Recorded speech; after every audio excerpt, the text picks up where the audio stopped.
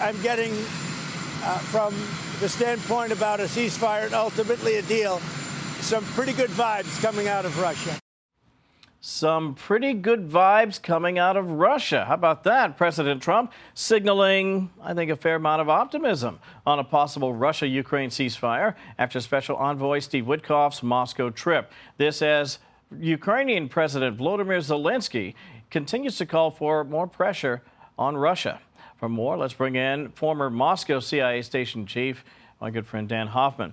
Dan, there's a lot to cover here. I think I would begin by asking you if it's your sense, as it is the sense of many, that Vladimir Putin will say and do anything to get a deal, but that doesn't mean he'll honor it. Yeah, I can't be too optimistic here, and it's not for lack of trying on the part of the Trump administration. They're trying as hard as they can to bring peace to a war that has just devastated Europe, the most destructive one we've seen since World War II. But yeah, Vladimir Putin is the KGB operative in the Kremlin. He said he supported the ceasefire proposal, to which Ukraine agreed, by the way, no preconditions. And then Putin went out and laid out some preconditions, which make it impossible to achieve, at least in the immediate term, a ceasefire. He wants serious concessions from Ukraine before the negotiations even begin. I think there's a couple of things that stand out to me, Dan, as I sort of unpack what's been happening with respect to not just the war itself, but a possible way forward. And so I want you to drill down on the latter, which is if there is to be a ceasefire and, say, a 30-day, 60-day protracted negotiation, what's the likelihood that Ukraine would give up a significant part of its seacoast? I mean, from Mariupol all the way back toward Russia, there are Russian forces in pretty heavily fortified areas there. And I think the sense is the Ukrainians would have to give up a large chunk of that. Does that even begin the conversation, or does that kill it outright?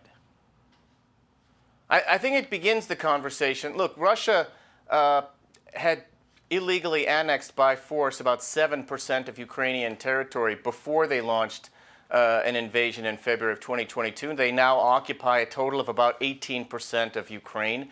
Putin wants to annex 4 regions which the Russian army doesn't fully control. He'll probably demand that.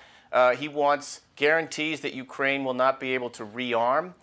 He does not want foreign peacekeepers in Ukraine. He said he wants to get to the so-called root causes of the war. That's just Kremlin, KGB propaganda speak for Ukraine can't be independent, and Russia wants their own puppet regime in Kyiv. So, look, the negotiations are going to be painstaking. I'll tell you, the old Soviet-Russian method is just to suck you into these negotiations. And as the old arms control negotiator Max Kampelman used to like to say, they'll put boulders in the middle of the road, figuratively speaking, and then charge you to remove them. So they're tough to negotiate with. I've been there myself many times, and you've got to kind of point your bayonet at their belly at the same time you're talking to them if you want to get results. This is tough to wrap up on, but in the 15 seconds I have left, if you had to weigh it up and say I'm 50% optimistic that we'll get a ceasefire or less than, where are you, Dan?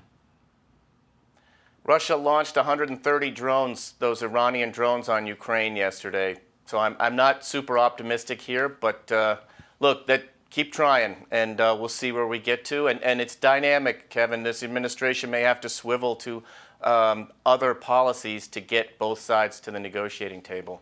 Former CIA Moscow station chief Dan Hoffman, a great friend of the program. Dan, thank you so much. Appreciate it. Have a good weekend. Thanks, Kevin. All the best to you, too. Thank you. Hey, everyone. I'm Emily Campagno. Catch me and my co-hosts Harris Faulkner and Kaylee McEnany on Outnumbered every weekday at 12 p.m. Eastern, or set your DVR. Also, don't forget to subscribe to the Fox News YouTube page for daily highlights.